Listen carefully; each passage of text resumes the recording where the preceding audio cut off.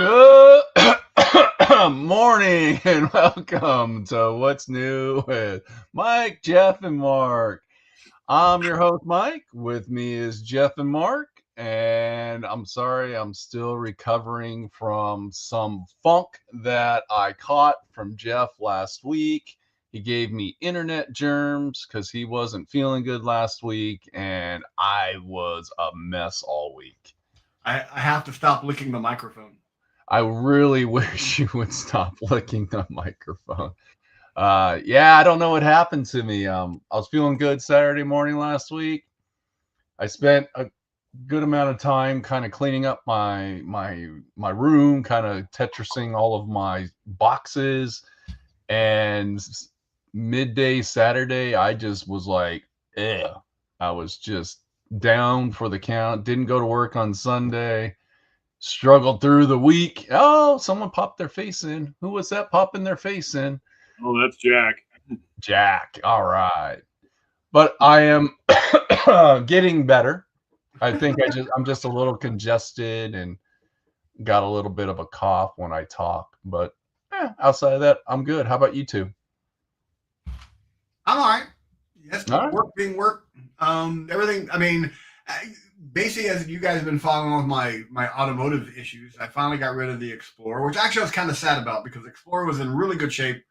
I loved it, but I just didn't have I didn't have the means to bring it back to life, like and drive it every day.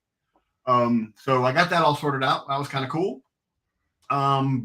Work has been crazy, but so I haven't had a lot of time to get a lot of painting done. I try to paint every day, and I've been getting that done, but I haven't had anything completed yet from the last time I got stuff done. So there we go. Yeah. What about you, Mark? It's 7:00 in the morning. I've got my fresh cup of coffee. I'm getting mauled by my dog, and yeah, and it's Saturday, so I'm good. The week's been it's been interesting. We have been having to go back to after 6 years of working from home. I'm having to go back to the office, and so yeah. Oh.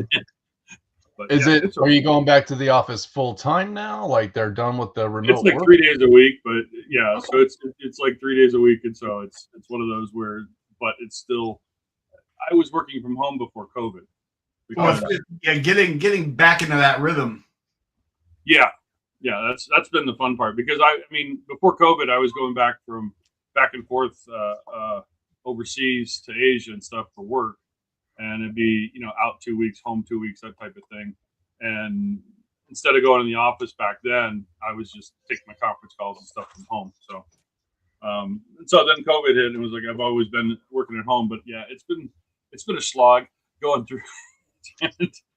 But I haven't had as much opportunity at the bench the last few weeks because I could sit there in a conference call and tell people no for a living. No, you can't do this while I'm clipping parts. So, Multitasking. Yes. Yes. Good morning, Don. How are you, buddy? Morning, Don. If you hadn't noticed, I have more light in the room. A little bit. You're still a little. Because the sun's down a little bit, I have a new light over here. So. Oh, look at you. Now we I'm can. I'm not quite as kept in. Not in the shadows anymore. You're not the shadow person. Not as much. Not as much. I prefer the shadows, though. To be fair, the shadows helped hide the face. I knew that was coming. Anything that can help that is a good thing. That's just mean. You're just an angry my wife man. says the same thing about me, so it's like okay, I would have I've never said a bad word about you, as far as you know. I've known you for close to 30 years. And you still don't know what I say behind your back. So there, if I'm saying anything at all. It's the same thing you tell me up front. That's what's nice about Mark and I. We have enough respect for each other. Just get it out in front, right out. Oh, Mike and I are the same way, aren't we, Mike? Yeah, there's no reason to hide it. Get out in front right now. Yeah.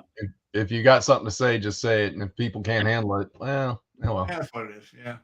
To the point that Darren thought you and I hated each other. That's still classic. I love that story. Yeah, well, Darren being an only child, he's not used to how siblings are sometimes.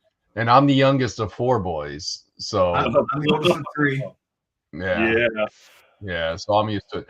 Had an interesting observation this week. What?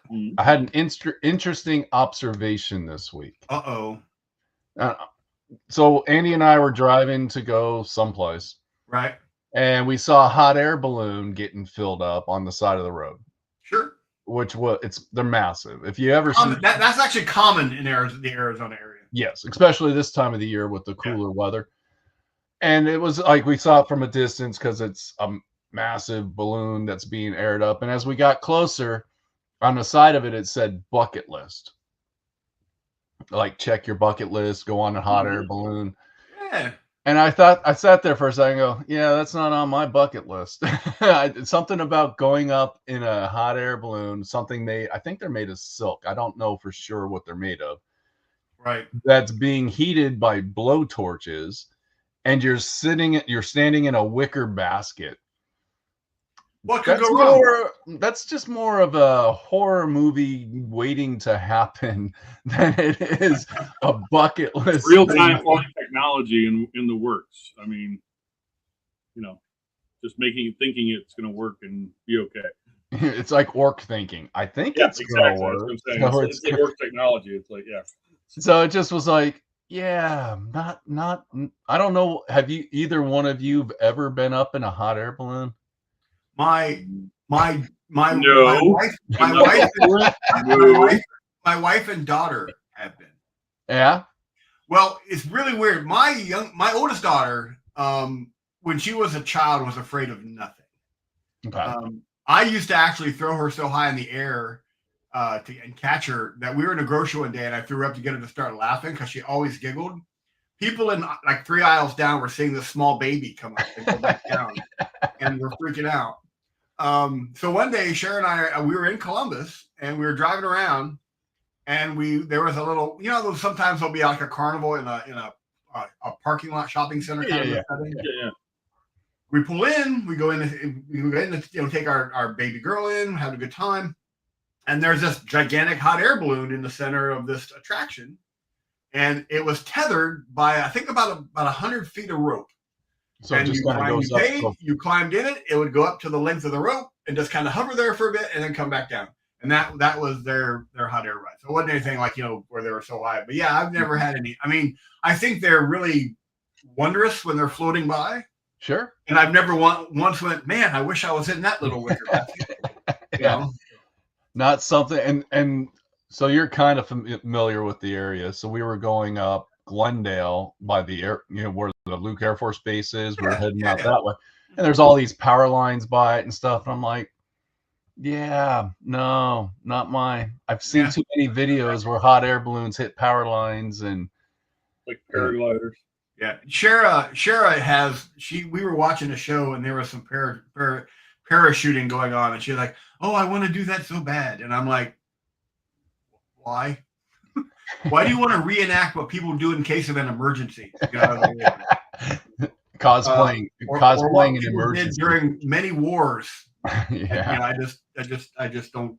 I don't see the appeal. Yeah. So it kind of opened up a good conversation for Andy and I. Go like, what is our bucket list? Because I don't really have a bucket list of things I want to do. Sure. And we want to go visit Scotland and do some traveling, but I don't have this list. It's just, that's a long-term goal. We'll do it when we can afford it because it's expensive. Yeah, absolutely. But I'm just like, yeah, I think, but then it was like, yeah, I think the only thing I want to do is paint certain armies. That became my bucket list. It's like, I really want to finish fully painted army, just one. I've been working on them for 30 years. I just want one. And that won't have it fully painted. Okay. That became my bucket list. It's like, so I'm going to fulfill that bucket list because the one that popped in my mind is I want to finish my Starship Troopers project. Oh, there you go. So I don't remember when that game came out. I'm thinking it was 2015, early 2016. Something like that. I had just moved to Arizona when it came out. Okay. Yeah, it's been a while, hasn't it? And I bought, so it's an out of production game. Right. that's been around, it's Starship Troopers. I bought like 3 of the core sets. I bought a bunch of the extra models, and I've got this stack of Starship Trooper stuff.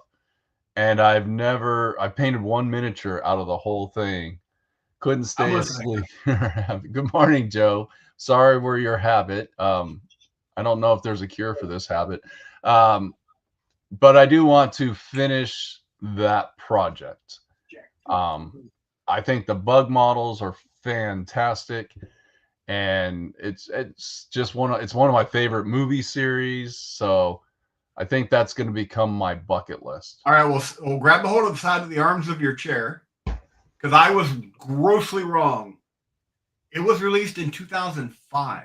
Oh, that just makes me feel old. Because I said that was, but that wasn't it.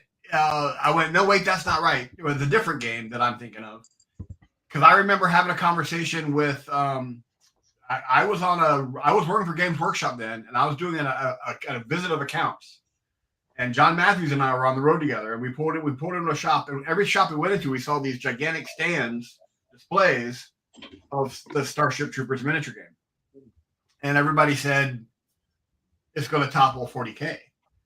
And we're like, and it had been out for a couple of weeks. And I was like, really cool. How many have you sold? Well, none yet. Okay. And I think the biggest failing for that game was simply the fact that, in my personal opinion and in my experience, a miniature game is only going to be successful based on the number of factions that you have. Right.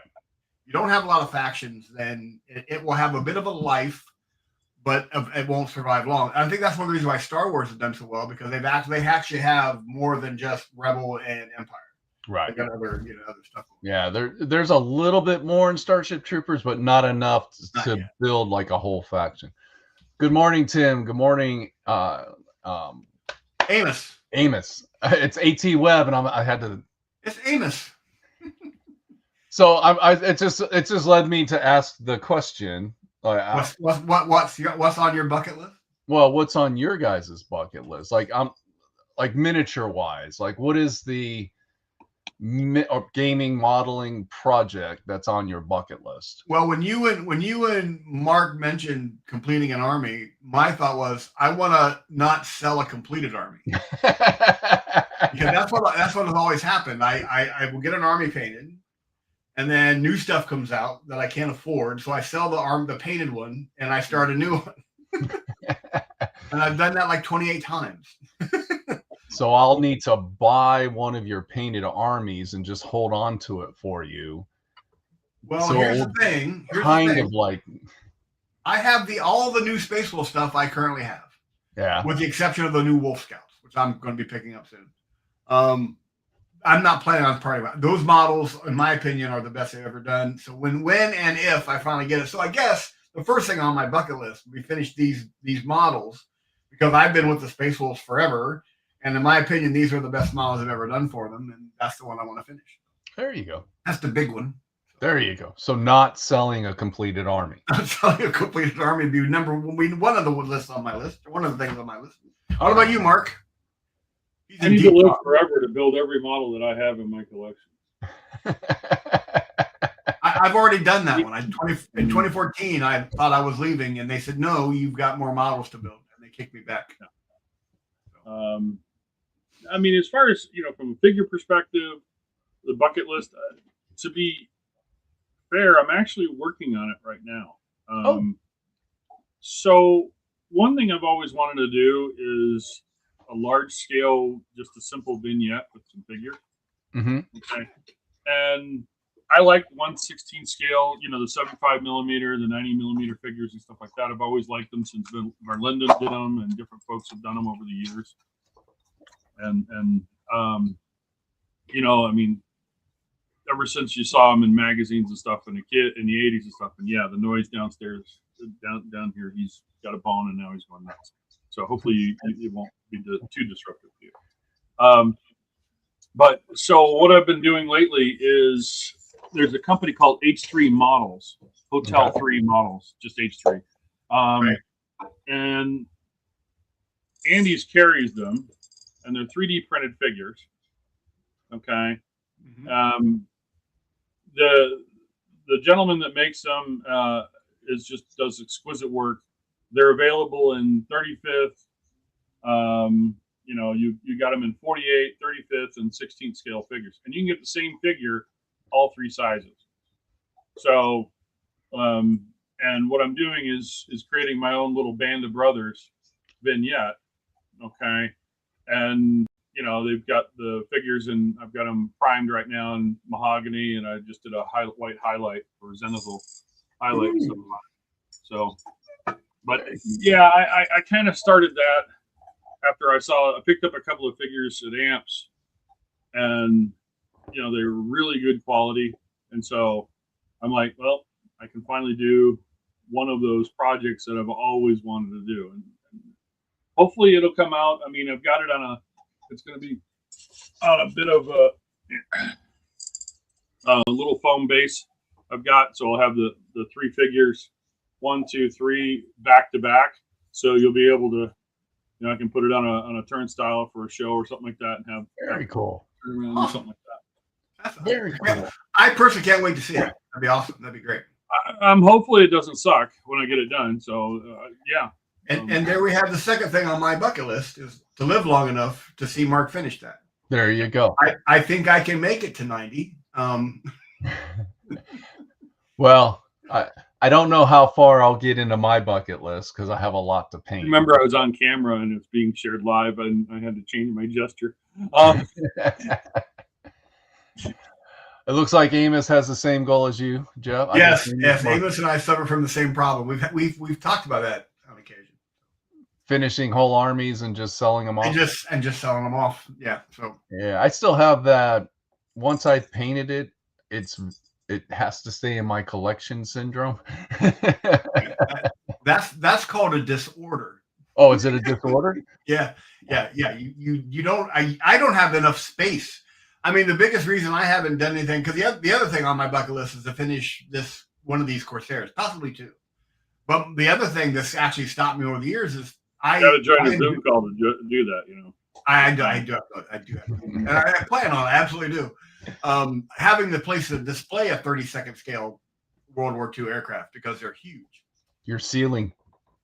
Yeah, but I like to build them wheels down, so we'll see what happens. But there are some. So just so you know, Jeff, there are some creative guys have been doing some creative stuff lately with wall hanging kit. They hang them on the side.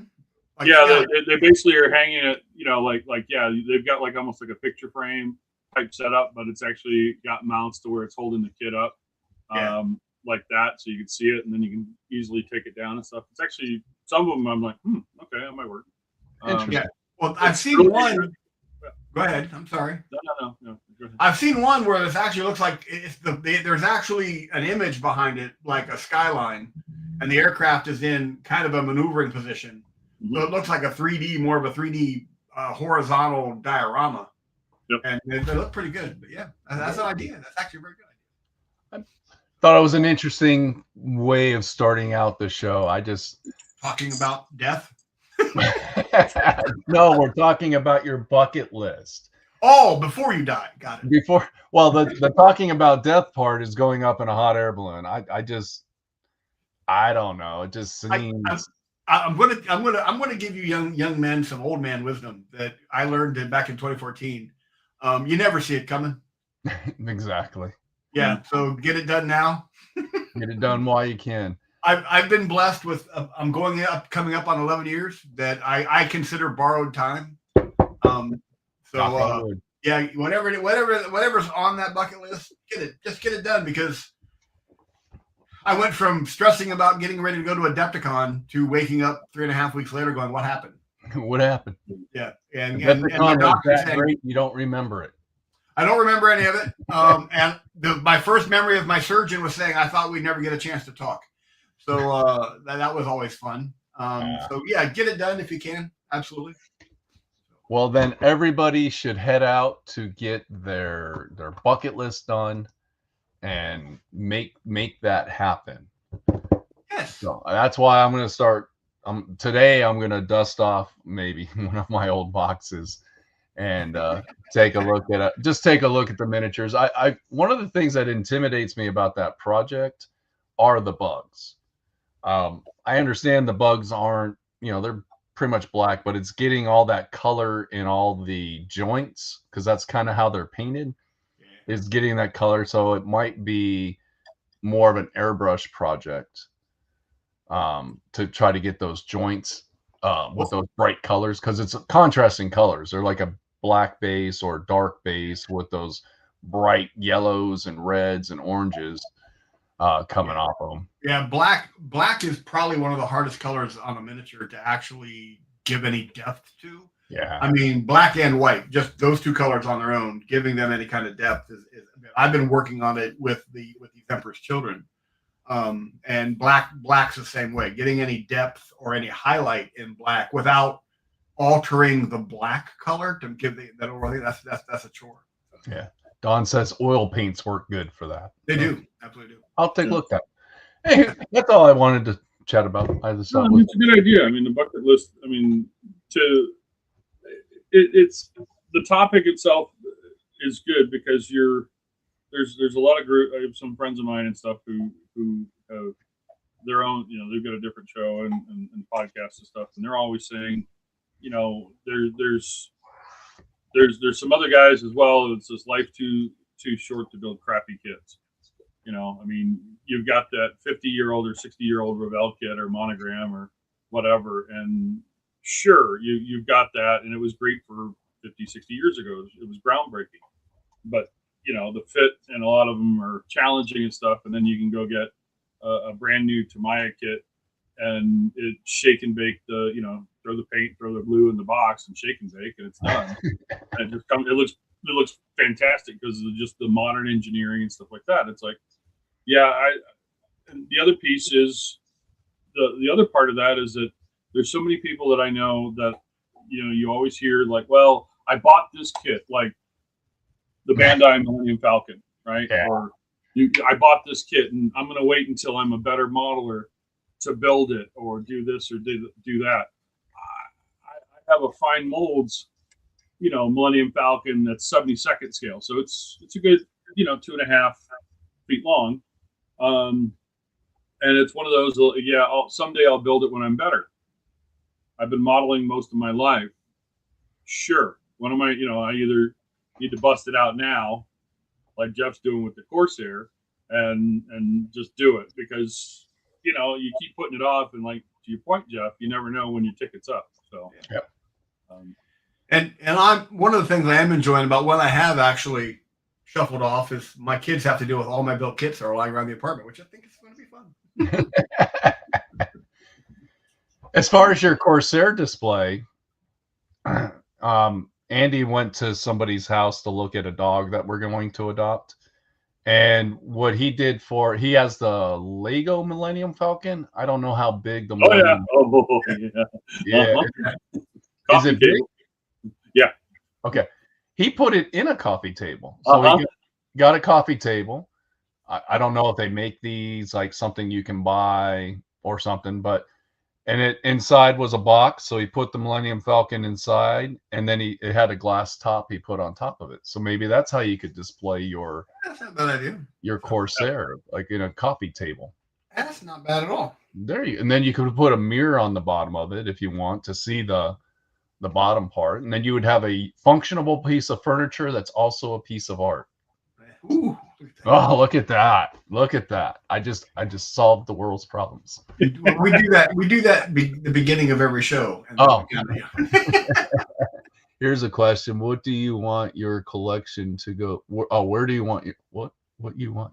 What do you want your collection to go to after you're gone? I think where do you want your collection to go to after you're gone? Probably going to go to Goodwill.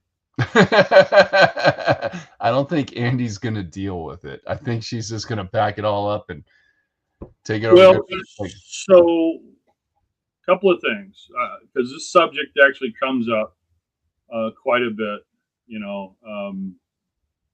in different clubs like IPMS clubs and AMPS clubs and stuff like that, since you run into it. And I've helped quite a bit with this. So in my situation, all of my models, including the 40K stuff, I have a database. One for homeowners, insurance purposes, because I can print a report and make sure I got all the stuff to replace it.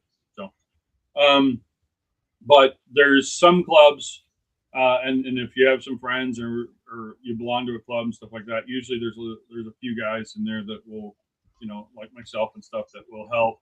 If something happens, you're going to have a bunch of guys that are going to come over and take that, help your wife and put somebody, kind of like an estate. They coordinate it, get it sold through eBay or through group sales, like at model shows or whatever, or stuff.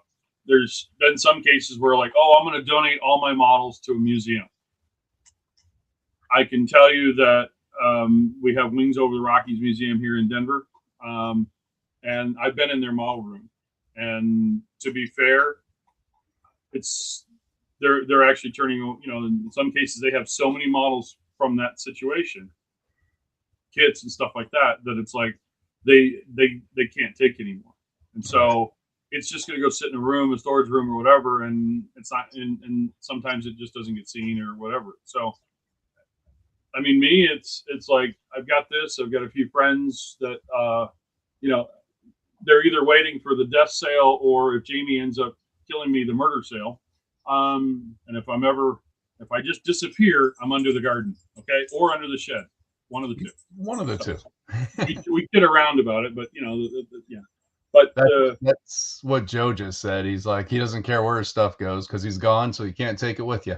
Yeah, and Tim's giving all his stuff to you. Yes. But I wasn't supposed to say that.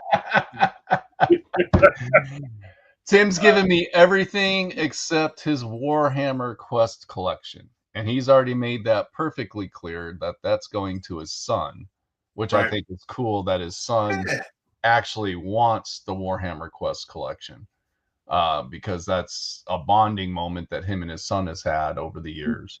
So that's where that collection's going. Yeah, I'm fairly certain my kids, but my daughters will keep some of it. Will go to my grandson if he stays as enthusiastic about model building then as he is now. And they'll keep any pieces, have some sentimental stuff for them. But other than that, I don't really care. Though I don't end up where they end up. The enjoyment for me is as much the display, which is why one of the things about selling armies, I don't have a lot of sentimental attachment to the army because I'm going to build a new one. I know that the sentimental attachment for me is in the process. Yeah, that's the thing for me that I have more emotionally. I'm more emotionally tied to is the process to get to that finished project. Yeah, that's just part of being a collector, I guess, because we're all collectors. Yeah. Everybody in chat, everybody that watches our show, or just anybody in the hobby is more of a collector and a curator of their collection, and trying to balance that. Oh, new shiny, and what do I do with all the old shiny stuff? So you're trying to balance that collection. That's where, I go through phases where I stop buying anything and try to resituate my collection, reorganize it, recurate it, and then make room to buy more stuff to put in my collection. That was the funny thing when Mark and I started talking about, and Mark's been really kind of poking and prodding me to get working on the Corsair, mostly for on the lines of what we're talking about now. Just get it done. He's heard me talk about it now for I don't know how long. And so I sat down and I went through the entire paint. I went through every paint that the thing calls for, and then also researched some outside sources on what kind of paint, and put together a list of the 3G AK interactive paint. And I finally get them ordered. I got them all. They're all coming, so I don't have to go search for paint in the middle of a build. And I walked in. I was just chuffed. I got my paints. That's awesome. Yeah. And then I looked around and I went, I bought more paint. and I'm not kidding. I start here and I just pan. You need to do one of those. Can your phone do those panoramic photos where you can do like the long photos?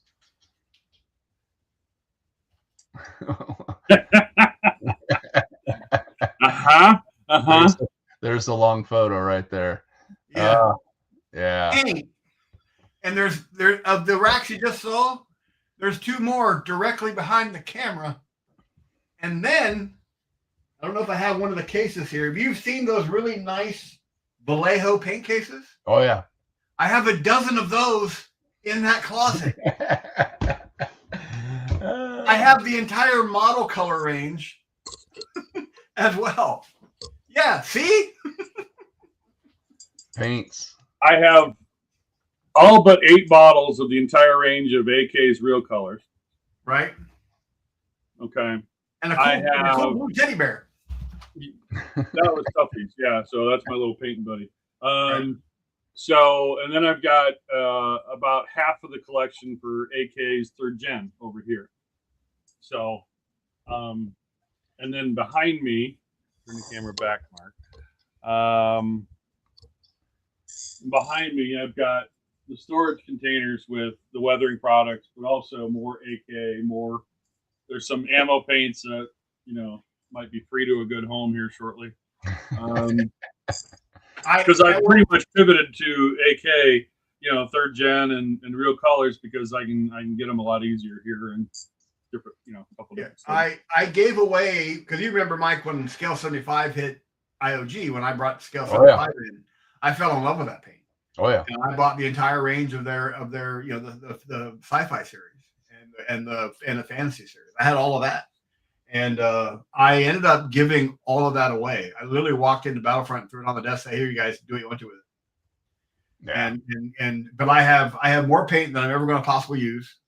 I got full line Fanatic Army Painter, full line. They're full line speed paints. I don't have all the GW anymore. I have most, and I have all the contrast. And then all the model color line, and then a smattering of other stuff that is just here that I come across every once in a while. Like I've got I can't think of the name of the model company now. I bought there's a miniature company, not Ariadna. I forget what it's called, but they do miniatures, and I ended up buying a lot of their paints. There's where I got, remember that Viking series, a 75mm Viking. Oh yeah. Where I picked those up, they have a line of paint, so I bought all their flesh tones. So, and then I just picked up all the Gen 3 because I use them in I'm painting my Israelis for Team Yankee, and upon Mark's recommendation, I picked these up, and they're really good paints, and they airbrush really nicely. Yep. And so that's why I'm using them on the Corsair. But I went through the entire thing and I got them, but I was all excited. But you mentioned collectors, and yeah, we collect, and anything we need to build those collection of models and miniatures, we pick up as well. We collect the accessories to go with it. Yeah. and speaking of busts and dioramas, I found an F-14 pilot. That is 1/9 scale, but it doesn't advertise this, but it looks like Val Kilmer. It is. It's Iceman. You've seen that guy, and they've also got and there's also a Maverick as well. Yeah, I'm going to pick those 2 up because I can't not. Yeah. Are they display models, or are they to go into a? No, they're a 1/9 scale bust. Just a bust. Yeah, just basically. So he also makes figures for it. He does. Different sizes of the actual. I saw the busts, and they just look fantastic. So I'm actually going to order both of those. Very cool. Yeah, they're really impressive. They came out I want to say last year. Yeah, I just came across them while I was doom scrolling, and like, oh, these are gorgeous. Yeah. So of course, they go into my fantastic job. Call later feed. So I literally have on my phone. I have when I save stuff that I find online. It's called When I Can Afford It. Yeah. Yeah. See, that's where we differ a little bit, because everybody's like, how'd you get your collection? You must be rich. And I'm like, no, I'm just financially irresponsible. Yeah, that is part of my wife is going, mm-hmm. Mm-hmm. Yeah, and then every spring we go to the flower bin, and so she's like, I'm just financially irresponsible. It hits you back when you make those statements. I reached out a little over a week ago, and I said, hey, Mark, I've got this kit. Is it a good kit? I'm thinking about selling it. And basically, I'm paraphrasing. I got back, yeah, I'll buy it. Yeah. And he did.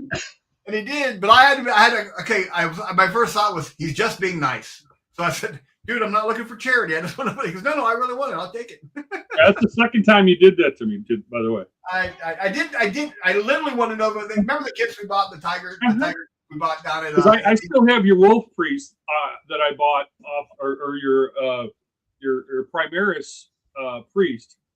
Oh yeah. Figure,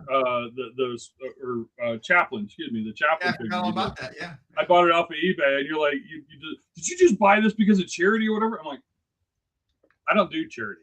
Okay, I mean, I am my charity. Okay, I just didn't want you to make eye contact you to try to sell it to you, because that wasn't. I just want to make sure it was because what I had in mind to ask for it was right. That was all. So. No, I still haven't figured out how I was at the time. I wanted it to.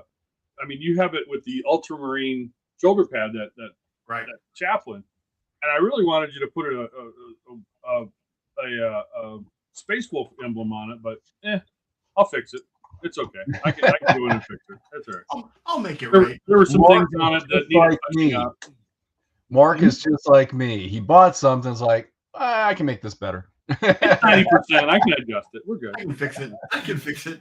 But then again, I just picked up the new Wolf Priest model, and I'm like, I'll leave that alone. I might make that a Dark Angels chaplain and put, like I said, fix the proper, replace the ultramarine, make it a chap.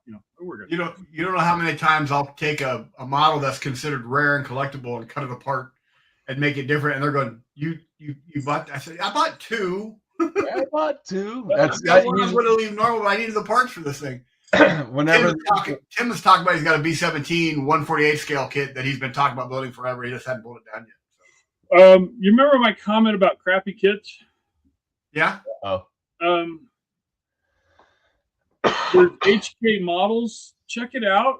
It's expensive, but save your pennies. But it's a fantastic kit. And if you really want, you can do the Edward version, which has a bunch of resin in it and stuff like that, which will just overload you and cause your head to explode because it's just fantastic. But, well, I get where Tim's coming. $175, $200, and you're good. But I get where Tim's coming from, because when I first started going back to, I want to build this Corsair kit, the first one I picked up was the first one I saw, which was also the first one I ever owned, which was Ravel's. 36. I have. Yeah, well, don't get me wrong. I have kits in my collection. I don't want to be quiet and let me finish my story first. Fine. Sorry. Coffee's kicking in. Bite me. Mark has always pointed out to me the quality of kits. And when I picked up the two kits I have now that I'm going to build, I compared them. And I had to, even though it caused me throat cancer, I had to go, hey, Mark may be right.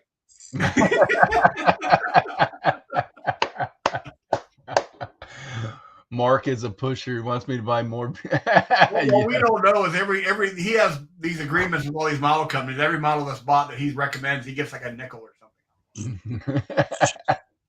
Right. Okay. He's got an affiliate link. Like I have them pay me in cash. I'll take kits. I want kits. Well, let's look at some pictures from Discord real quick. Yeah. Speaking of kits, and we are going to be here a while, guys. We got a lot. Okay. All right. You guys went absolutely crazy. Absolutely. I love it. That was the whole idea. And I'm being sarcastic as hell. I know. Big mole. Sorry. Well, I'll tell you up front, I didn't post anything yet. I've got my tub done. I've got a little bit more work to do to it. Once it's done, then I'll put up a progress pic of all the work that I've got done. I haven't taken pictures either. I haven't got anything really more done on it. But this is a. I had a conversation with Don about this model. All right. It's really nice. He wanted I like the gold purple look. Well, it's supposed to be bronze. Oh, okay. And he had texted me. He had IM'd me about this earlier, and he said the bronze just looked way too dark. And I said, well, usually on bronze, I'll take a brass, and I'll either layer up some highlights or dry brush some highlights on it. So that's what. And he's still not happy with it. I actually like it because, Don, if you're still watching, bronze is a dark color anyway. Yeah. So that darkness is part of it. I actually like where you got it, and I can see where you've added the highlights. I think it looks great. So yeah. You You have any thoughts, Mark? I'm sorry. I just had a dog's tongue go up my nose. Oh, awesome. That's great. And out my ear. I think I like the bronze color. I do like the bronze and the purple mix. I think that's really good. The only thing I would recommend is the purple. Bump it up a little bit more. A little bit more. Another layer, another highlight layer. I would do another layer of highlight, a little bit more contrast, especially in the areas that we're like in the upper part of the shield and stuff where you're going to have the light hitting it. He's not. This is a work in progress, so I don't think he's done with it yet because like he hasn't got the plume here done or any of the weapon details done yet. Right. I think he was just talking about our conversation about the bronze. And getting it up because that is the thing about it. But yeah, I agree. I think Don, knowing how he paints it, all that's going to happen anyway. Yeah. Well, his lighting. No, effect, I really like it. So it looks yeah, good. his lighting effect is really good because he like underneath the chest plate's a really dark, and then he goes up to a brighter color. Yeah. No, bronze. I think the brass highlight works on it. I really do. Yeah. I wonder if maybe some what's that green wash that people put over bronze to give it that weathered look. Oh yeah. Well, he's got down a bit of there that. So that his vertiger's question was, kind of the look. Yeah. He's got that here. If you look on the helmet, Okay. In here, he started putting that in, and I think the problem he's having is it was just a lot of dark. My issue is that on the table it's going to look very dark. I think though you've got enough on here that'll give you the look you want. But remember, bronze is a dark color, and one of the reasons people, if you look at an army that's supposed to be dark, having that look from a distance is not a bad thing. So. Well, and that was Don's comment. He wrote that his issue is that on the table it's going to look very dark. Yeah, that's what I was responding to. Lighten the base. Huh? Lighten if he's worried about it on a table, lighten the base. Lighten the base color of the base. And do an edge highlight of like a gold, like armor gold or something like that. But the thing you run into, Don, if you bring it up too much, then you've just gone to a dark gold, like a Viking gold, or something like that. So to do bronze, it's going to be dark. So you have to find a subtle way of bringing out those edge highlights. Yep, good call. He agrees with you, Mark. Yeah. And but the purple is going to help. Yeah, no, I agree. The purple's going to help. Yeah, absolutely. And this is a pick Tim put up. Oh, Vikings. Yes. We've talked about Vikings today. Vikings. Love Vikings. And that's it. All right. That's all we had. Well, we did have a picture of Tim imbibing in alcohol while while doing other things. Joe commented that he didn't have any hobby time this week because I can sympathize with that because there are many days because I don't get off work till between 5:30 and 6 most days, and when I get home and I got to be there at 9, and when I get home I paint for a little bit, but I'm not getting a lot done.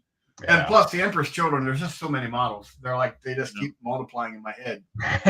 We're making progress. But not as quickly as me. This time of the year, at least here, it's when you drive home, it's like midnight. Yeah, well, that's the thing that's driving me nuts. I had forgotten the mental impact of walking out of the office and it'd be dark out. Yeah. Because when I walk out between 5:30 and 6, it's dark. Yeah. And it's like that has it's like I got off early yesterday because we actually finished the month. We hit our target. We did what we need to do because I'm in sales, so target's everything. And I got off at 3, and I'm like, oh, cool, still daylight, everything's good. I came home, got a lot of stuff done, and then I sat down, and my daughter came over, which I have a funny story about. And I looked out when I heard the knock on the door, and I just kind of looked out the window. It was dark, and it's awful late. It was only like 6:45. So, yeah, this time of the year is when Andy wakes up and goes to work in the dark, and when she comes home, it's dark. It's dark. Yeah, that's tough. She becomes kind of a vampire this time of the year. Well, I have proof. I'm going to change the subject, going from bucket lists to the future, which is my baby granddaughter Evie. Okay. I have ironclad proof that she is part of my lineage. Oh. because her and my youngest daughter came over, and Evie, I have never seen her fussy. She smiles constantly. She's adorable, and I can be in the worst mood ever, and she brings her over, and it just brightens my day. But she loves playing with my remotes. So her and I are laying on the floor, and I said I was showing her that her way of getting up and her way of walking is normal because I do the same thing. I can't lie on the floor as easy as I used to. And getting up, I need furniture to get myself back up. And we were laughing and joking. I was tickling her and had her giggling. And the whole time So what you're saying is you're stay puffed. Yeah, pretty much. And she's playing with my remote. And my daughter and I, we had put it on. I have a Fandango account where I just buy movies. She's just pushing buttons and giggling, and her and I are laughing. And then I went, she just bought a movie. She literally just bought a new release that happened to be on the screen. And I'm like, well, I hope I like it. Oh, that's hilarious. Proof that she is my granddaughter because she's like, I want to buy a movie, and Bop's going to pay for it. So there you go. It was awesome. It was fantastic. There you go. Well, should we catch up on Thanksgiving? Well, Sid, you and I are going to be quick, and then we'll talk about what Mark's got done, which is from what I see here, quite a bit. Well, all I got done is I got my tub done for the most part. So I still want to finish up. You have the lower hull done, or at least the actual shell of it. The thing's massive, dude. Once you get the front transmission box on and everything, this thing is massive. It's huge. It's a big kit. It's gonna be my cereal bowl when we do the cereal episode. I'm just gonna put my cereal in this and just eat out of the tub of my Sherman tank. So, but Mark's being mauled. It's all right. But yeah, so I'm chipping away at it. It's going along just swimmingly. Well, I've let everybody down because I got no progress this week. My plan is after the show today, I'm going to go over there. I'm going to get some quick airbrushing done before I jump back on my commission work for the rest of the day. But I don't have as much to do as you. I'm not trying to build the whole thing. I've just got to go through, put the highlights on the actual hull itself, and then finish up the weapon sponsons, and then it's just detail work. So I will get caught up. I've gotten nothing done. I'm sorry I'm letting everybody down. I don't mean to. The goal for Thanksgiving, we got a week, right? Yeah, pretty much. Yeah, I got 4 days next week. Yeah. But it's just this fun community thing to just get people out to do something cool and exciting. So yeah, absolutely. Break out of the comfort zone. And then Mark, you sent some nice pics, so let me get those up here on the screen. So the other thing to remember is while this is Thanksgiving, you also have Merry Tankmas. Yeah, Merry Tankmas. Yeah. The one that Mike and I talk most about is the January the Speed Stick Challenge. Yeah, got my speed stick right here. There we go. So, and no, Tim, I did not fall down. I was not on the floor because I fell. I was on the floor. I managed to navigate my way to the floor safely. But yeah, getting up was even a bigger chore. You just roll off the couch and then do it, and then roll back. No, I have to be honest. Every day this week to get up in the morning, that's exactly what I call it. My roll out of bed onto my knees, then use the bed to stand up. Yeah, my back was that bad this week. Oh man. Well, this looks like we've got the engine compartment. Yeah. So this is the rear deck of the Leopard, and so the set that I'm using. So I posted pictures of like all the accessories and stuff at the beginning. You know, I don't know if I'm going to use all of them, but one of the things I've been doing is that this has been a project. The Leopard 2 is something I wanted to build for a long time, and so I've just been collecting things and stuff like that. And this one is, pretty good. So the photo etch, these are the rear mud guards and stuff like that. And basically, I kind of wanted to put, I wanted to get out of my comfort zone. And so with the photo etch set, there's a lot that requires soldering. Oh. So and the photo etch stuff, just so everybody here knows, are these here? Those are soldered. These here. So everything you see in this picture has been soldered except for what's on the tow hook loops, the little parts there. So that's actually 2 pieces. Right. And the glare is a little off there, but yeah, it's so that there is the little shield looking thing is a convoy light that's on the Bundeswehr, the modern German. All vehicles have it for convoy, right? Right. So it's this little light that sits on the back. It actually has a little raised pedestal to it, piece to it. And so right. what I did there is that raised part. It's almost like, you know, one of those War of the Worlds type creatures, right? And so, or a spider and stuff. So you've got this here. So I've had to have the plate, and then I had to solder each four corner to mount it, and I've got to add a little bit of styrene underneath to work for the light and the tube light and stuff. It'll be fine. But yeah, the little brackets on the top there of the grills, those are for the tow hook loops. So right. The tow hook will come down from it and then curve around from there. Yeah. So you're literally soldering that stuff together? Yes. Yep. Oh man. Yep. That's some serious stuff. Yeah. The mud guards and the bracket. So the cool thing is that the bracket, you've got the sorry. Go away. So he almost hit the power button on my By the movie, I'll be impressed. Okay. So my power strip, he almost hit the power strip. So no, so on the mud guards and stuff, they actually have a tubular curve to it. Okay, and I had to heat it up and anneal it and then shape it. Okay, and then put a piece of styrene tubing behind it, and then solder the mud guard itself so to the bracket. So where you see the little raised kind of curved part, this area here, that bracket, yeah, right all in there, that's been soldered. So I soldered the bigger piece, the mud guard itself, to that bracket, and then glued that bracket using super glue onto the screen. So, or onto the rear part. So that raises model building to a whole new level with soldering stuff together. Yeah, so much brass. Definitely. So I gave, when I posted it up on my site for the update for the build, there's a guy named Rob Rob Riv. He's a pretty good friend. Actually, he is a good friend. He's a nice guy. He's got a different podcast, and so, but he's a master. He does master at doing photo etch armor and stuff like this. So you can see, you know, he does different magazines like for military modelcraft, international stuff. He will take a kit, build it up, and he'll have all these accessories to it. You can see the soldering and stuff like this and all the detail and stuff on it. And he actually will take it to the shows and display it as is. He won't put paint on it.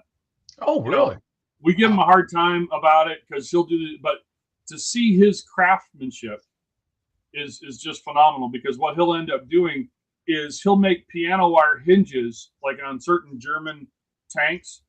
The piano wire hinges will actually work for the fenders. You can lift the fender up. He'll sit there. Oh yeah, I'll do this all day long and stuff. And you're like, what?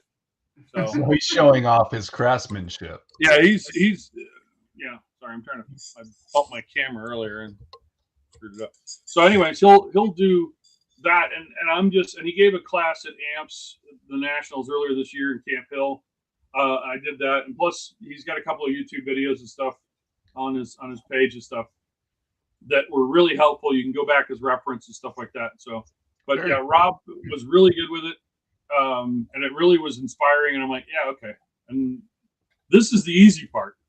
These parts here were easy. The gun barrel was a difference.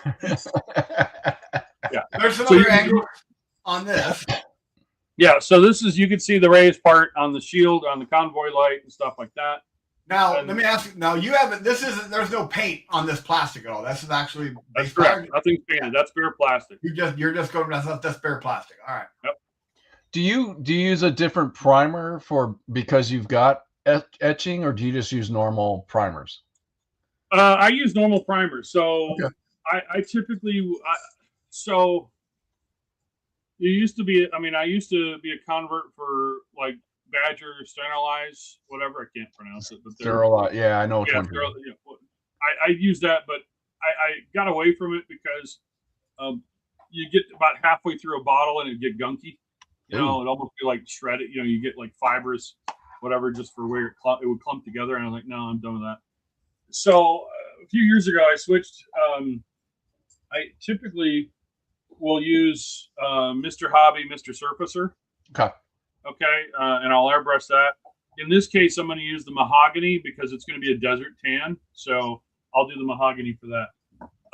I just didn't know if on brass etching you should use anything different to. There's some guys that'll do in recent years. There's been like metal prep, photo etch prep, or stuff like that, where you could brush on to kind of do a cleaner and degreaser and stuff like that on there to where to help it. So there's a couple of different things that you can actually put if you wanted to. Where if you have a large assembly or something like that, like you could prep it with the metal prep and it'll take paint better. To be fair, I've never had a problem. Because usually once it's on the kit, I'm not fiddling with it. You know, I'm not messing with it. Yeah. And so in my case, I'll use the Mr. Surfacer, airbrush it, and I never have a problem. That gives that nice uniform color, you know, from all the accessories and stuff. You get it nice before you do any paint. There's some guys will start airbrushing without a primer. I'm not one of them. I do that because I like to see everything the same color. And, you know, with regards to when I'm painting and I'm looking for issues and stuff, and it's like, oh, okay. So. Yeah. Very cool. Love it. Oh, what's this? Oh, that's the barrel. That's the barrel. Well, it's a metal barrel, so you don't have a seam line. Uh-huh. Yeah. That's like that piece right there, the brass that you see on the sleeve. So you have the sleeve and then you have the sensor.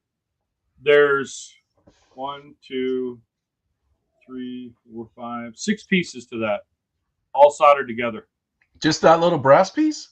Yeah. Holy moly. The ring itself, the part that's up against the barrel, the ring, that's actually one piece. It's just that little sleeve to the right of your cursor. All of that fits around the barrel. There's a whole piece of brass that had the shape around and have some angular folds on the far side, or on this side and stuff. It's got some angles and smooth on the other side. And then there's a piece that attaches to it as a base plate that's got 3 parts to it that have to be folded and over. And then there's the sensor itself. Okay. And the sensor itself was a multi-fold. You had to make this, almost looks like a Death Star turret shape, you know, that triangular shape. You're taking a piece of photo etch and shape, down, concave, drop over, and all this. And, you know, it's a itty bitty part. And then you had a tube to put on the backside, and I had to solder that and then solder all of that together. Man. And so, yeah. Lots of work. It was, and it was actually really rewarding that it came out. So. But the barrel itself is, you've got the brass rings that slide over. There's 2 parts of the metal, so there's 2 actual pieces of the aluminum that mate or merge with the gas extractor, or the bore extractor, whatever, the 3D printed part, the tan part. Yeah, that all fits into there, and then they've got rings and stuff. I made a sleeve out of because the kit has you use this aftermarket set has you use part of the kit barrel where it connects into the turret. Yeah. You know, and then because they've got a plate in there that's got some PVC, like, you know, some plastic slit. What the hell? I can't talk this morning. Anyways, to allow it to go up and down. Yeah. So you're mounting it to taking the back part of the kit's barrel and then mounting it to that plate. And the hole was just too big, so I had to create a sleeve for it to get it to fit. And then that's the final assembly ready to go in the kit. So dang. Looks impressive. I realized after I took the pictures that there's one little part I got to put right between those, about right just south of your cursor. There's another piece of brass that goes between the 2. Yeah, that etching there. There's a little piece of photo etch I got to add to that real quick, but I'll do that later. But yeah. Well, my question for you. Yep. Not so much this holder, this one. Is that One the that's holding dispel? this piece. So that's this guy. Is that Right. dispel? It is actually, it's the Display stuff. Display. But- Sorry. No. So I call it Display. It's like Tamiya, Andy's, whatever. Yeah. So on Amazon, I found the non-Display version of the same piece. Okay. And that's what this is so actually go back, Jeff, to the other picture of the barrel. That's it. That's the top part. Right. And what you can see in the rear armor piece was actually holding. You can see just the bottom plate. That's, but basically it's the same piece holding both parts. Okay. Right?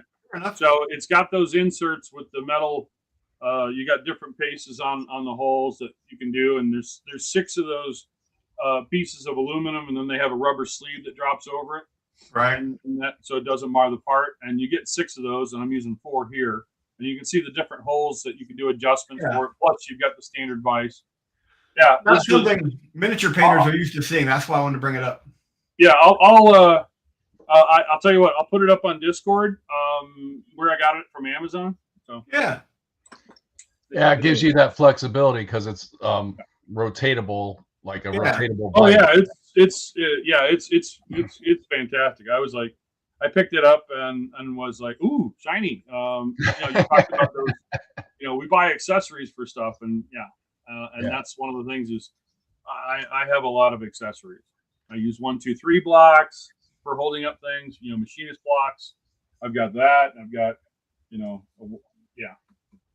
right now I've got my silicone soldering mat down, which has little cups of parts for holding little things and stuff, and it doesn't go through my tank craft mat or whatever or anything like that. I wouldn't mind putting it up on Discord just so the guys can get, they can see it. It's available. And, Sure.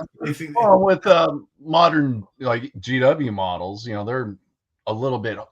Paint handles are great, but sometimes holding the paint handle and trying to get in and get some of those little details can be a little bit of a pain, especially if you just got a little bit of too much caffeine and you're a little bit shaky. So having a paint handle like that you can rotate around and paint. Well, the other thing is, if you're a guy that does a lot of extra stuff on the outside of the tank, even with the Land Raider, I usually assemble the whole thing as it is. However, you could do, if you want to do a lot of like freehand work or stuff like this on type of work on this, you can actually use something like that to hold that in place for you. Because that was one of the problems I ran into because I did the magnets for this before I assembled it. And I was having to hold this part of the kit where the magnets were going in with one hand and try to mount everything else in there. But having that to lock that in place so I could actually work on it. I mean, here's a perfect example. My magnet from that piece just came off. Uh-oh. So it's an easy fix, but if I had that, I could have probably done a little bit better job of making sure that was secure. One thing for magnets. Yes, sir. 5-minute epoxy, or actually 15-minute epoxy. I use epoxy on them. It wasn't the magnet that came out. It was the bracket I had made to hold the magnet. Oh, okay. Sorry. Which was polystyrene and actually plastic glue, and I didn't get enough on there. And so popping the magnet in and out, because I've been letting them just slap in, and magnets hit with a lot of force sometimes, depending on the size of the magnet, and it just jarred me. So I should have probably used something a little stronger for that, which 5-minute epoxy is actually what I use for the magnets themselves because of that reason. I mean, I've had magnets that shatter when you let them hit too hard. So. Yeah, those rare earth magnets are brutal. Brutal. Yeah. Well, very cool. So now we've got a new toy to add to our collection of. Well, I also have some. I use my new Infinity airbrush as a true toy. No. No,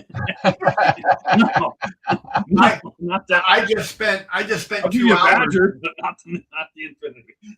I just spent 2 hours last week cleaning my Infinity because I hadn't had a chance to go through and actually give it a thorough cleaning, and I was like, "Oh my god, this thing's a mess. I should be shot." So, yeah. No. Well, I don't think you should be shot over it, but you should. I felt like it's not. It's a nice brush, and you could lose a pinky. You'll be fine. Join Mike. And by the way, Mike, I have some bad news for you. I have found someone else who enjoys spending my money. He's below us. What do you mean? I have every intention of actually picking up one of those brackets for my table just because even if I just the thought that someday I might need it, my brain gets rid of the might and just goes, I need it. It has been very handy, let me tell you, because Yeah. Holding that barrel, in this picture you see, holding that barrel to allow me to actually to work with it and get stuff. Because I did all the soldering. I got a wood block here with tape that I use. Okay. And I did most of the soldering and touching there and stuff like that. So, and then I ended up using, making that sleeve on the front, making sure I had the angle and the shape right and stuff like that. So I would actually take it from there, slide it onto the barrel in the stand instead of having to mess with it. And it was like, oh, okay, this works. Boom, done. Okay, There you go. Right. Awesome. Good stuff. You want to switch over and start working on some stuff? Sure, we can if you want. Sure. Mark, I can answer a question that somebody had. I don't know. I don't know what you're talking about there, sir. I mean, it says, Let's go to the questions. No. You do the modeling. I can talk. Seriously, I can talk to you guys. He can do both. All right. It's not a problem.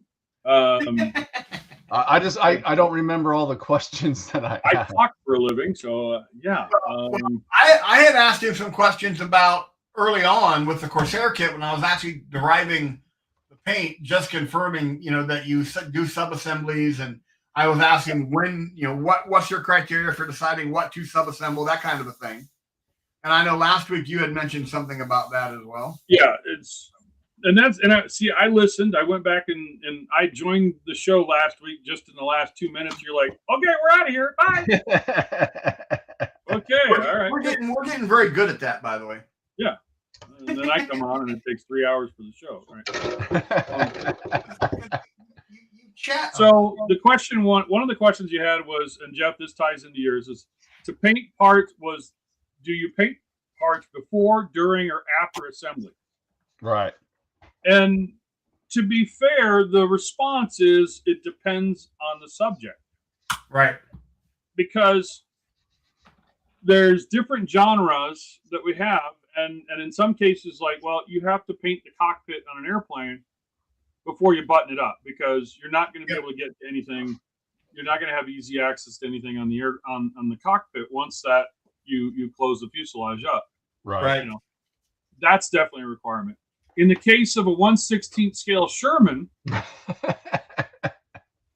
or any armor kit for that matter, that's where it's like you get aircraft modelers that are like, oh, I got to do the wheels and the sub-assemblies and this and a little that and get them all painted up. So, Jeff, in the case of your Corsair, you're going to have the cockpit and like we talked about, the engine. You're going to have all these little even the landing gear.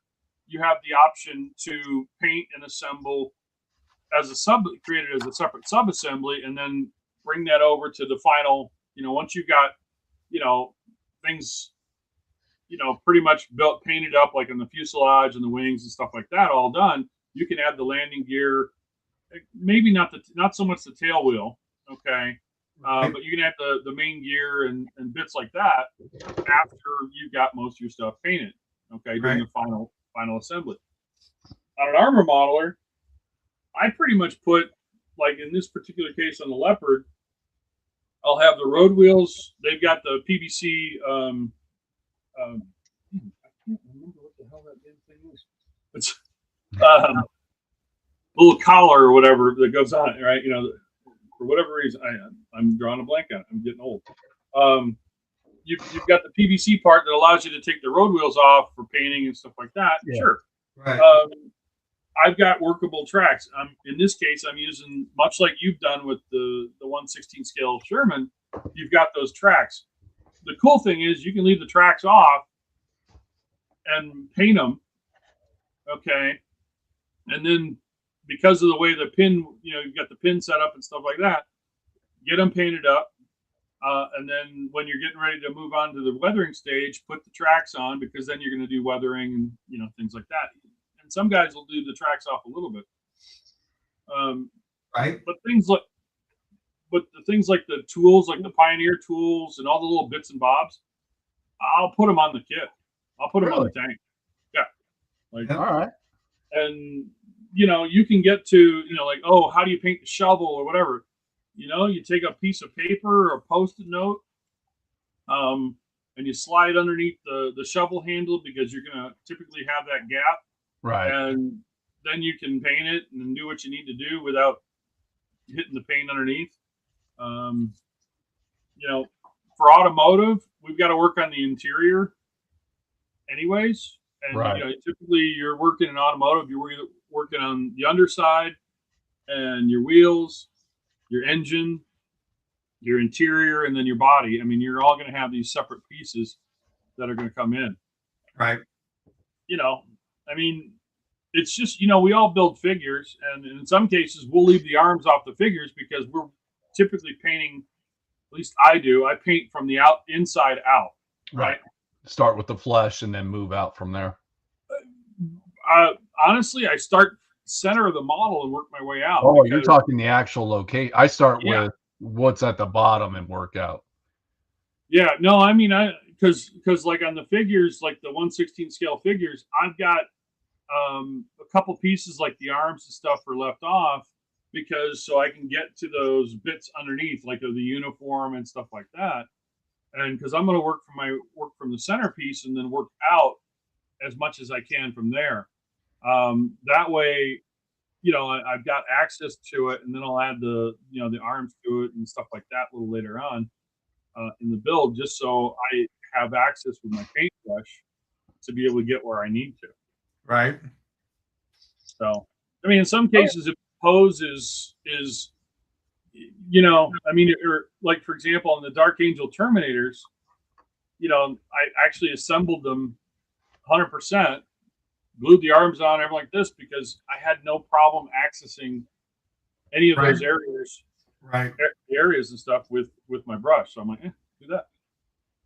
So. Yeah, the more I have been, since that conversation you and I had about the order that you use for subassembly. Right. And I started looking at the Corsair kit and kind of in my head going through the instructions, looking at the paints I was going to need, this, that, and the other. I started realizing that the criteria I use for painting miniatures and how to do sub-assemblies and basically what I'm going to be doing with Corsair, the decision process is roughly the same. Yep. It really boils down to, the thing is, one of the things I realized early on is painting, like, for example, miniature painting for tabletop wargaming, the skill set used are dramatically different than those to paint display busts. Yes. But the process on coming up with what you're doing, how you're doing it, is roughly the same. Yeah. So yeah, that's the thing. So yeah, I'm opening cellophane, so I hope I'm not being too distracted. Nope. And the thing is, no one is seeing what I'm doing anyway, because I'm doing edge highlighting on this black portion of the flamer. You probably ought to see it. I had glasses so I could see, and now I lost. Oh, there they are.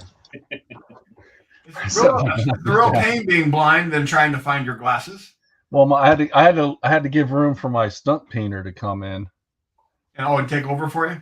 And I opened the wrong one.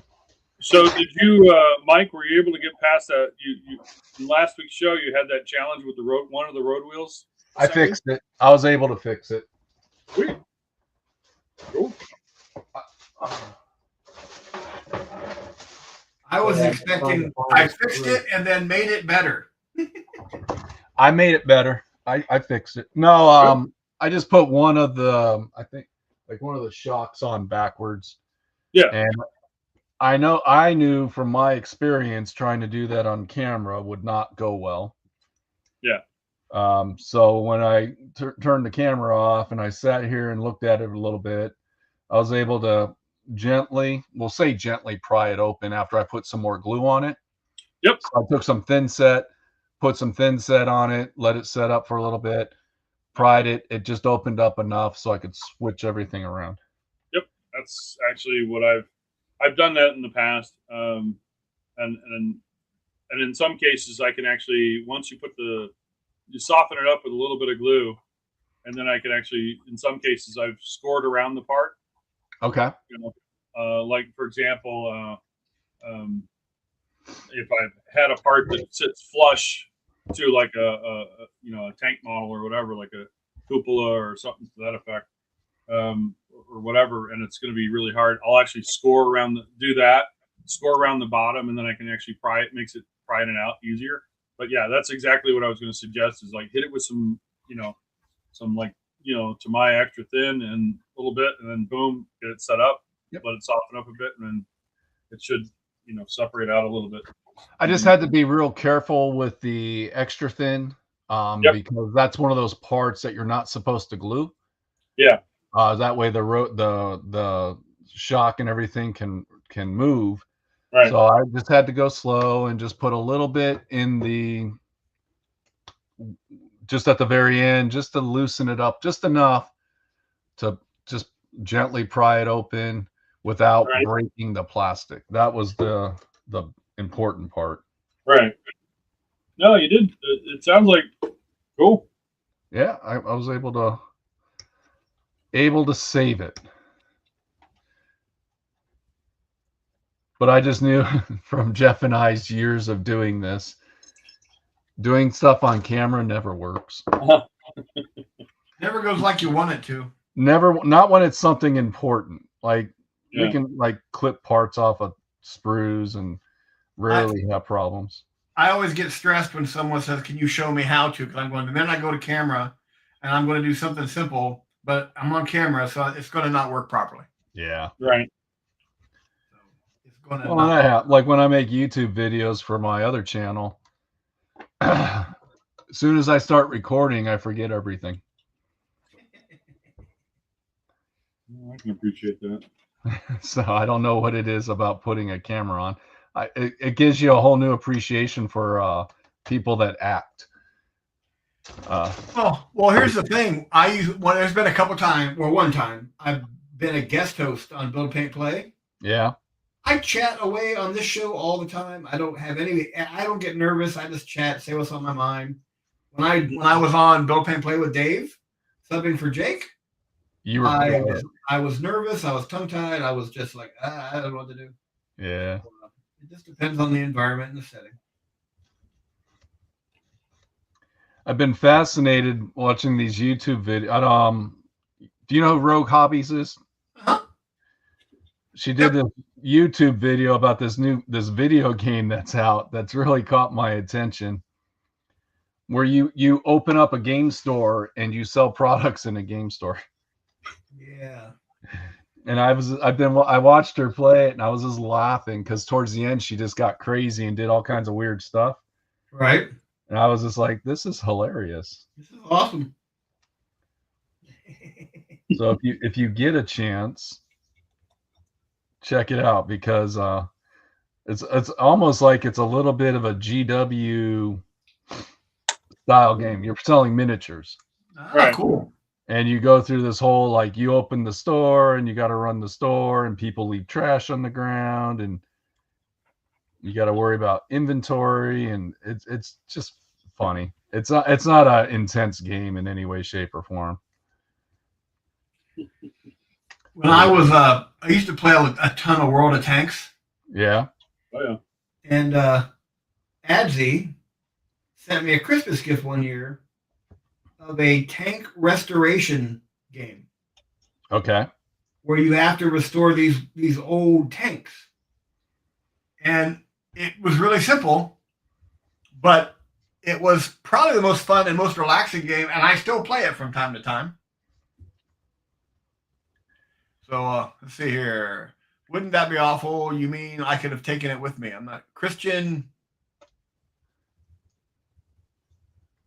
Not sure. I think it's going back to our conversation about bucket list and collections. Yeah, possibly. Getting all my accessories built here. R10, R8. Well, if you guys are watching, have any questions, especially about scale modeling, now's your time. Yeah, please. So Hit us up. let Mark loves answering questions. Well, He likes talking. he's got wisdom. Well, the funny thing was, I've always known Mark was a scale modeler for a long time, but I had forgotten just how good he was until we started showing pics on the show. And then, oh yeah, I forgot he's really good at this. Yeah, I'm better than average. I mean, I don't know. want to. You got two awards on your shelves over there, so. You know, let me correct that. So, a friend of mine made a comment, and it's one of those things where, you know, about people that give false modesty. And he's like, you know, because sometimes I don't want to sit here and boast and sound like, kind of like, oh yeah, whatever. And then it's kind of like, you know, he made a comment here recently. We were talking, you know, and stuff, and it was like, you know, if you busted your butt to get where it's at, own it. Don't do the false model. Oh, you know, yeah, I'm just okay. You know what? I got to correct myself at times because he's right. You know, you bust your butt to do something, a skill, a craft, or whatever. Like you said, with some awards and things like that, it's like, yeah, I'll own it. And it was a involved process, a lot of work and a lot of time and commitment and stuff. I mean, I didn't get married until I was in my 40s, so yeah.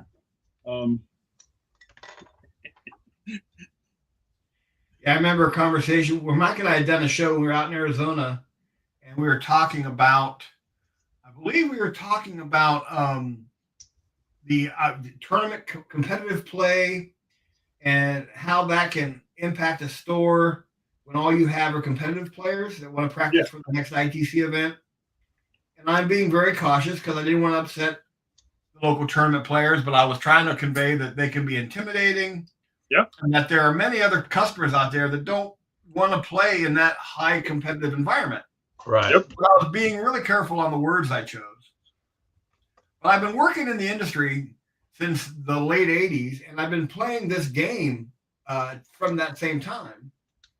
And when I got off the show, my phone had gone off a couple of times. When I got home, I noticed a text from my buddy Greg. And he goes, Jeff, why are you so cautious? You've been doing this forever. You know what you're talking about, so just own it. Just own it.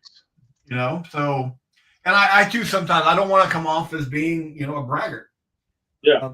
Like I'm, you know, this false modesty, but there are certain things that I am very insecure about. But there are other things, like, for example, selling toy soldiers. I'm really good. I know what I'm talking about. You are, because I have all of my 40K because of you. I mean, I have a lot of pieces from you directly. Mm-hmm. Yep. So. Yeah. So, yeah, Greg's like, dude, just own it. Just, you know, you have, it's not like you're making it up. You know what you're talking about. You've been doing it forever. That's right. Well, this part is a custom part. You got to solder it. I don't know if I'm going to solder it, but I think when it popped out of the mold, it got a little warped. Okay. So looks like I'm going to do some putty work on that. What kit is that? Which one are you building? I've got the 1/16 Sherman, but I've got the Easy 8 one, which is his first model that he did. I'm working on the looks like I'm working on the exhaust ports. Okay, hold on. I've got the kit. Let me pull it down. I'll tell you if it was a mold issue or supposed to be like that. I could also have the wrong part on, so that's the other part I will check. Because I pulled the right parts from the sprue. Yeah. But that doesn't mean the instructions are correct. Okay. We know that from experience. And forgive me for being off camera. That's all right. All that right now. So. You got yours built? Huh? You don't have yours built, do you? No, I got the box, and since you said it might be if it's an issue or whatever with the molding, I can check my part, see if it's not. Checking his part. I'm working on sprue R.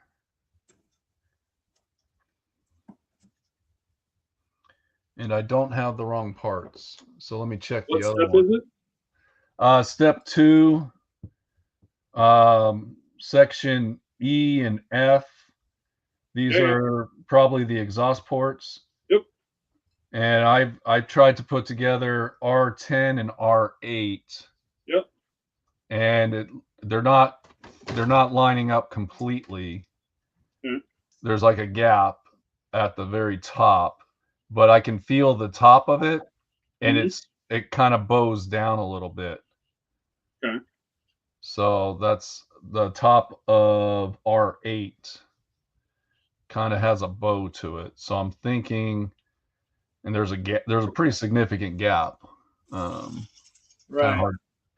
So I'm thinking it might just be when it popped out of the mold. So I'm going to check the other one and see if I have the same problem. Did you pick up Steve Munsell Value Gear's stowage set for it? Not yet. I need to get back over to Andy's. Yeah.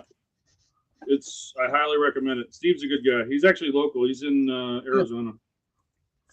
Yeah, I think Andy had him on his channel once. Yeah. He's a fantastic dude. You order from him and you're like, oh, I'll order 5 things, and the guy throws in extras like, here, this and that. You go to a show and it's like, you know, we see him at the shows and stuff and all that, and he's like, hey, he's just a great guy. Yeah, the other one fits perfectly. Okay. So I think that one, just when it popped out of the mold, Okay. it probably just was a little hot and warped a little bit. That's what makes this a custom kit now. Expert kit. I refer to it as expert kits in the shop. This becomes the expert version. I probably want to get rid of the seam line there anyways. Yeah. All right. Well, that gives me a project to work on. Cool. That gives me something to worry about when I build mine. Well, I wouldn't say worry. I think for us, it's going to be an easy fix. Yeah.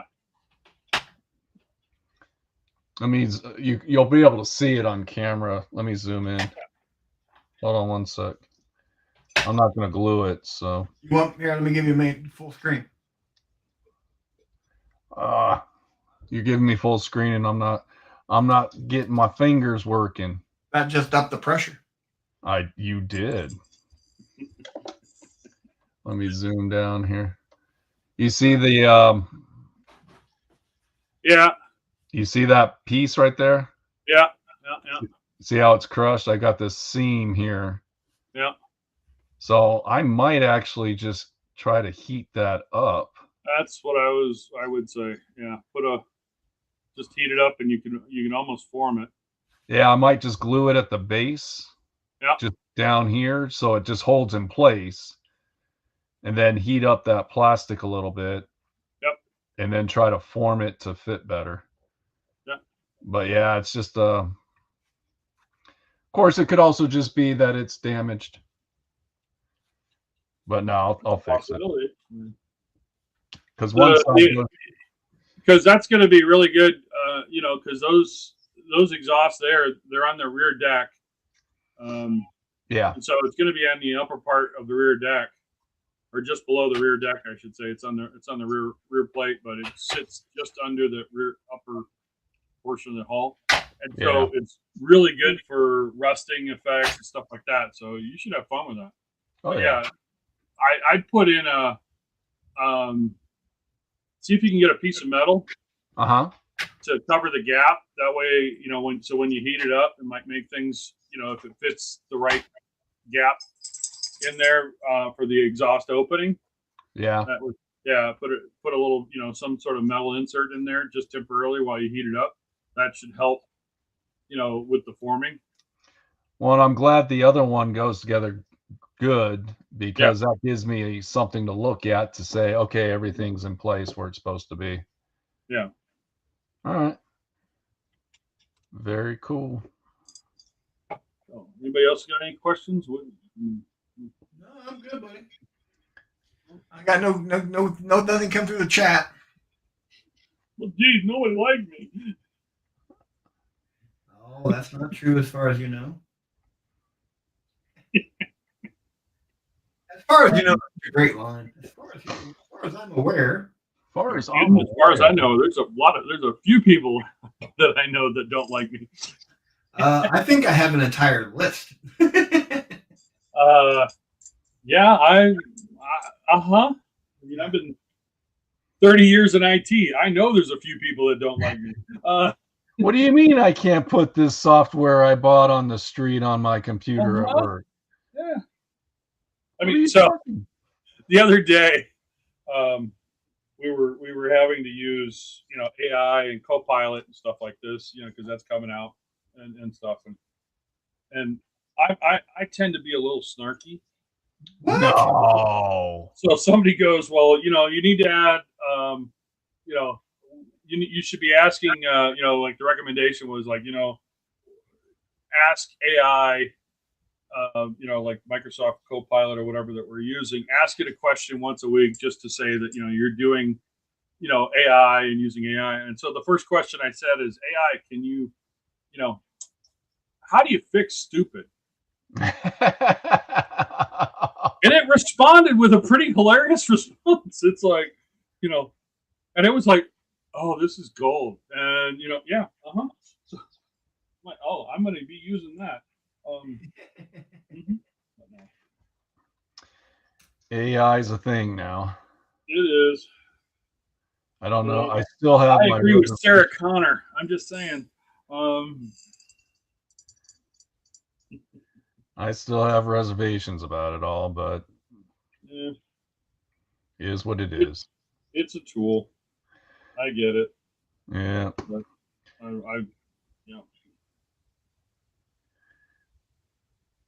It's a tool if you're not careful.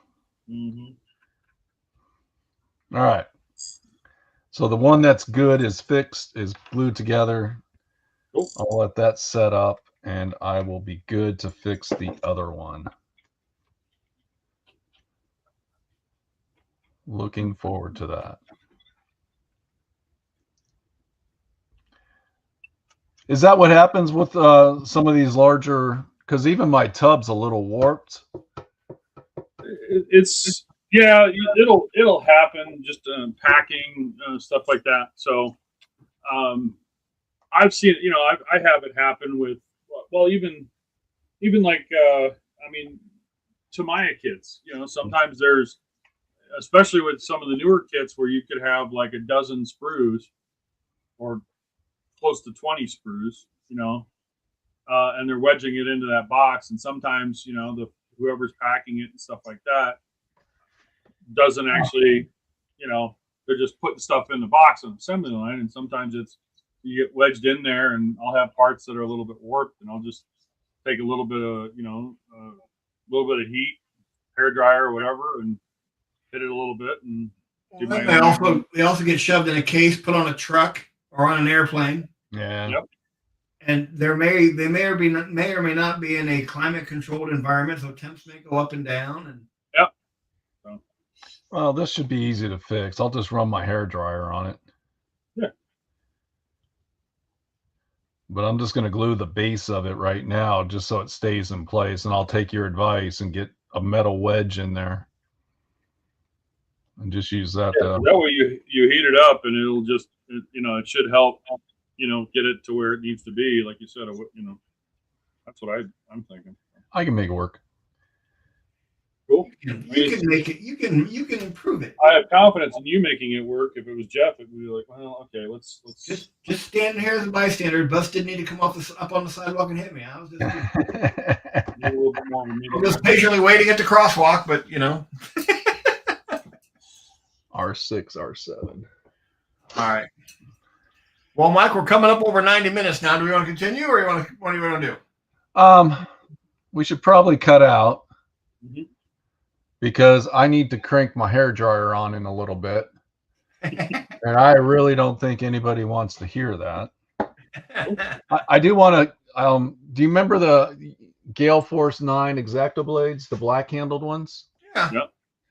My wife had one of mine, and I didn't know she had it, and I took it back. Woohoo! Victory! Victory is mine. So now I have 2 of them again, because I've always had 2 at my desk, one with a new blade, one with an old blade, just while you're modeling, because that way, if you got to do a really good cut, you pull out your new blade one. That's why I still have the cap on it. And then I got my old blade that I can use for, mold line removal and more brutal cuts. If you want to cut yourself and get tetanus, that kind of thing. So Nice wet palette. Mark, Don has a question. Mark, you wanted questions, so here it goes. One that on that model that was displayed, you suggested that I highlight the purple. Are you suggesting a desaturated highlight with white to the purple or pink, etc.? I would say a little lighter purple. So I take and actually I would, instead of using white, I would actually go with a cream. I tend to do more. So where you have your steel, your bronze, your metallic color is going to be the cold feel to it. To me, that little spark of purple that you had, if I used a little bit of a cream in there, it would actually a little bit of a warmth to the color, because that way you have the cold steel or cold metal, and then you've got this warm color to it. And adding white to it would be just a little bit too stark and cold. That's my take, but yeah, that's kind of where along the top of that part, and it doesn't have to be the whole purple, but just where the light's hitting it, in my opinion, on the upper portion where you had those larger pieces, make those pop a little bit more, because you've just got that's there. That's what I would think. So these are all the different cream colors I use for highlighting and bringing purple up a bit, but not too much, if you know what I'm saying. Yeah, I use I would use okay, I'm going to sound like a at AK. I use an ivory. Because a lot of times if I need to make it a little bit lighter bump, if I still want it to kind of have that cold, I'm either going to use a little bit of a bone buff, or ivory is a nice happy, like if I want to get it bumped, it just has that little bit of, it'll add that touch of warmth without taking it and affecting the color too much. What Mark doesn't realize is one of the colors I showed was ivory. Yeah, no, absolutely. A lot of people, when they want to highlight or lighten a color, they immediately grab white, because in our minds, that's what we think, but it's not always necessarily the right way to go, because white could actually be too contrast, or too bright. Out of the box suggestion, what about Rudy flesh color mixed in? Ready flesh color. Oh, and good morning, Greg. How are you this morning? This is remember the buddy I was talking about that gave me the advice about, Jeff, you've been doing this for all, you're an expert. Own it. This is Greg. Yeah, but it's Rothhauser. Let's take it with a grain of salt, just because he's got a couple of golden demons, 1 or 2, whatever. Whatever. Yeah. Mark. FH, I know Mark from way back. A ruddy flesh could actually work. Yeah. Do you smell burnt toast, Mike? Because you just said a ready fresh. I'm congested. Leave me alone. If you're smelling burnt toast, I want you to call Andy, because you may be having a stroke. I feel that way some days.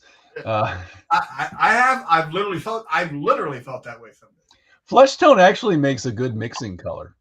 Yeah, it does. Yeah, it would. I mean, you'll find this funny, Mike, when Don had sent me the question about the bronze, and I said, well, highlight a ivory, blah, blah, blah. Then my very last comment to him was, and if that doesn't work, just throw some Avalon Sunset on it. Avalon Sunset saves everything. It fixes everything. When you go to, oh, never mind. Yeah, just let that go for. I know where you're headed with that. Okay. Let that sail on by. Someday we may talk about that, but not today. Yeah, I use it for edge highlighting on red. Yeah. Burnt toast. Burnt toast. That's a great color, burnt toast. That should be a new color. It should be. I'm surprised someone hasn't used that name because they work really hard on not calling ivory, or any of those other colors. They find some other way to word it, like a shotty bone. Whenever a new paint company comes up, they got to come up with these weird, like it just can't be red, blue, blah, blah. They've got to come up with these names. That's one of the reasons I like Speed Painters, Army Painters new Speed Paint, because they have their funny name, but then they have like a real name. Yeah, they have the chart on the side. Yeah. Well, the other nice thing is there are plenty of apps out there where you can basically, they keep track of all the miniature paints available. You can punch in a color and say, hey, I've got, for lack of a better color, let's just go with Mordheim, whatever. You put that color in, and then you'll see all the other lines that have the paints that match closest based on their FS number. So, yeah. All right, gentlemen. Anything else we want to talk about before we take off? Not that I can think of. We want to talk about the schedule through Thanksgiving. We're going to have a show next Saturday, yeah? I don't see why not. I'm not traveling, so I'll be around. So, I don't plan to go outside after Thanksgiving, probably until January sometime. And we probably want to have Mark on one or two more times. So Mark, we'll do it. Yeah, Jamie and I are, my wife and I we're taking, 4 days off, and we're not doing Thanksgiving. It's just going to be us this year, which is good. So I fully plan to be on the bench, and we're doing nothing but PJ days for the whole 4 or 5 days, playing video games. We'll do a little WoW, a little Fallout. Mark and I, you're Mark. And I'll be doing modeling. Yeah. But yeah, if you want me, Mike and I will reach out on what day we want to have you back on. Because I like to, as we move closer to completion and at Thanksgiving, we bring it up again, bring on again. So yeah, I try to stay away from stores after Thanksgiving. I'm just like. The internet is a fantastic thing, and I have a package from Andy showing up again this morning, later today. I wonder if Andy's having a Black Friday sale. Possibly. He didn't show up today. We could have asked him. I know. I think he is. Because if I was to go out the day after Thanksgiving, it would have to be to an Andy's or something of that nature. But yeah, I'm not gonna. Absolutely. Would not want to force that on my life. Yes, he is having a Black Friday sale. And by the way, Greg, since you're back in the USA, you need to get some webcam equipment together so Mike and I can have you on the show. All you really need to do, Greg, is get audio and then put your Golden Demon photo pictures on for your screen and just let Jeff sit there and look at those for the entire hour and a half. Right. You're going to trigger my envy. Well, yeah. Well, what we can never do is have FH and Greg on at the same time. Why? Because we both, the three of us, I wouldn't survive. You wouldn't survive. I would just burst into flames. I wouldn't say a word the entire show. I would just sit there and let it run to see what happens. It's not if they're impressive or not, Greg. It's just our running competition that we have going on. That's the one that I've never been able to top. So I secretly hate it. It would just be fun. It would be great. It would be great. Now the two people I can never get in a room are Greg and Darren. Oh God, no. Because between the two of them, they know everything about me, and I can. That's like matter occupying the same space, same time. Just can't happen in my life. Well, if we really wanted to just fabricate things about you, so that's fine. If we really wanted to make that part, Mark, they don't have to fabricate anything. If we really wanted to make your life complicated, we can get Greg, Mark, myself, and Darren on the show. That would make my brain seize. And I would just have to be the moderator and have 911 on speed dial and just, hey, you need to go over to Jeff's house. Yeah. That'll be the day out. You'll get a text from me just before the show. Hey, my internet's out. Sorry. My internet's out. That's all right. We would just put a picture of you on the screen, and we would That's just okay. go. I can provide tech support again for you. No, I appreciate that. All right, everybody. We're going to jump out of here. I hope everybody has a great festive day with their families, eating too much and sleeping too much, because we all know turkey puts us to sleep for some weird reason when we overeat it. Yes, and we'll be back next Saturday, continuing on with our Thanksgiving event. I will get some progress photos up, which is just going to be a big pile of parts that I've assembled. And we'll be back next week. Awesome. Mark, thanks a lot for showing up, man. Thank you very much for the invite, guys. We love it when you entertain us, because you have so much dirt on Jeff that it Again, I'm just at the crosswalk. The bus does not have to come on the sidewalk. I just was minding my own business. Just walking down the sidewalk, and someone came out and hit you from nowhere. You don't push me under the bus. You just drive it into me. And I'll back it up and drive it over again, and Pretty much, yeah. repeat a couple more times. I hate you both. Oh, but we love you so much. Yeah. All right, everybody. You're an easy target. It makes it easy. Makes it fun. Have a good Thanksgiving, everyone. We'll see y'all next week. Thank you. Bye.